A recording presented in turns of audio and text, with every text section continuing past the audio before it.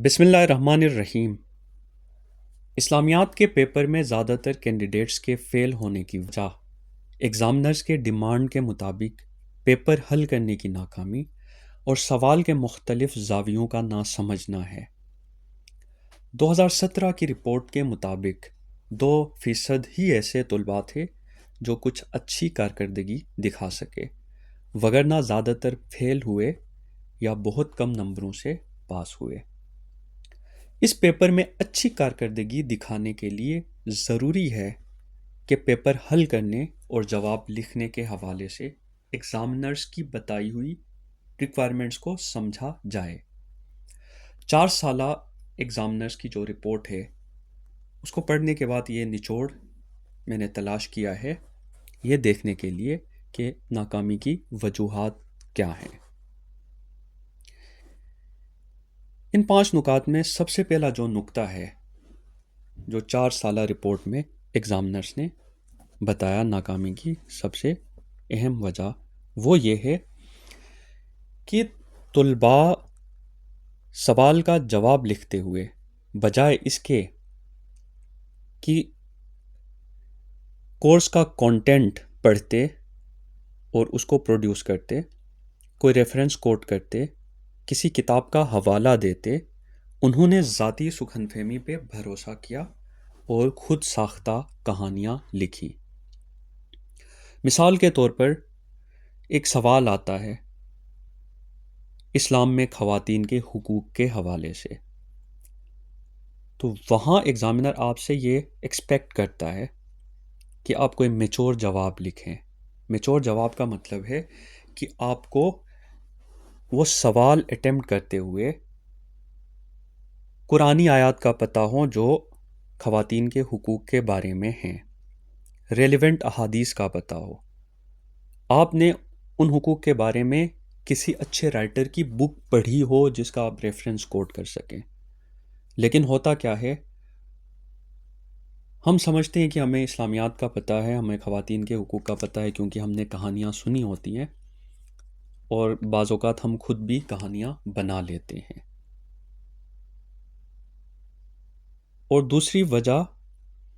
مثال کے طور پر ٹریڈیشنل کوئی سوال آئے تو ہم آدھا پارٹ تو کر لیتے ہیں، لیکن اسی سوال کا اگر لنک بنایا جاتا ہے ماڈرن ایشوز کے ساتھ، آج کل جو ایشوز چل رہے ہیں، فیمنزم کے ایشوز ہیں، تو ایک تو اس کا لنک ہم نہیں بنا سکتے۔ اس کی وجہ اگین یہی ہے کہ ہم نے ایک ریسرچر کی طرح نہیں پڑھا ہوتا، نہیں ہم نے کبھی کمپیریٹیو اسٹڈی کی ہوتی ہے۔ دوسرا نقطہ جو ہے وہ یہ ہے کہ ایگزامنرز کہتے ہیں کہ طلباء سوال کو صحیح سے نہیں سمجھتے اور جواب لکھنا شروع کرتے ہیں۔ ایک سوال کے اندر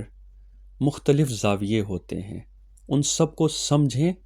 تاکہ آپ ایک کمپریہنسو جواب لکھ سکیں جو کہ ایگزامنر کی ریکوائرمنٹ ہے۔ ہم ایک کی ورڈ کو اٹھاتے ہیں اس سوال میں سے اور جواب لکھنا شروع کر دیتے ہیں، جس کی وجہ سے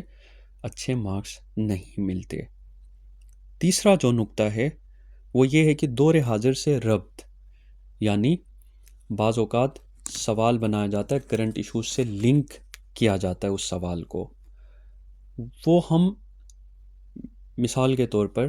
زکوٰۃ کے حوالے سے کوئی سوال پوچھا جاتا ہے، پہلے زکوٰۃ کے بارے میں پوچھا جائے گا، زکوٰۃ کے مصارف کے حوالے سے پوچھا جائے گا، پھر اسی سوال کا آخری پارٹ ہوتا ہے کہ دور حاضر میں زکوٰۃ کی اہمیت کیا ہے، یعنی اکانومی کے اندر زکوٰۃ کی کیا اہمیت ہے، اکانومی کو کیسے بہتر کیا جا سکتا ہے زکوٰۃ سسٹم کے تھرو۔ تو ہم پہلے 2 پارٹس کے جواب دے دیتے ہیں لیکن ربط پیدا نہیں کر سکتے کرنٹ ایشوز کے ساتھ، یہ بھی ضروری ہے، اسٹڈی کریں، پڑھیں۔ چوتھا نقطہ حوالہ جات اور کتب کے مطالعے کے حوالے سے ہے، یعنی اگر کوئی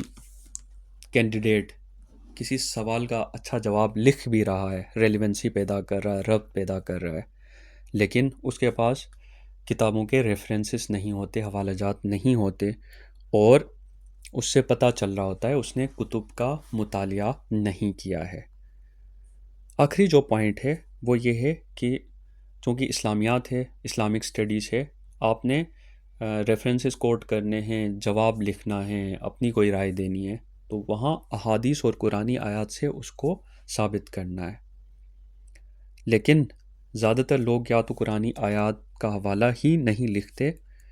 اگر لکھتے بھی ہیں تو املا کی غلطیاں ہوتی ہیں، یہ ایگزامنرز کا کہنا ہے، عربی کی غلطیاں ہوتی ہے، احادیث ریلیونٹ نہیں ہوتے۔ تو اب ان 5 نقطوں کے اوپر آپ کام کریں۔ آپ ریلیونٹ کتابیں پڑھیں، ریکمینڈڈ بکس پڑھیں، کورس کا کنٹینٹ پڑھیں، حدیث یاد کریں اور قرآنی آیات کو لکھنے کی پریکٹس کریں۔ یہ 4-5 نکات ہیں، ان کمزوریوں کو اگر آپ دور کرتے ہیں تو آپ بھی ان 2% طلباء جو ایکسٹرا آرڈنری طلباء ہیں ان کی فہرست میں آ سکتے ہیں۔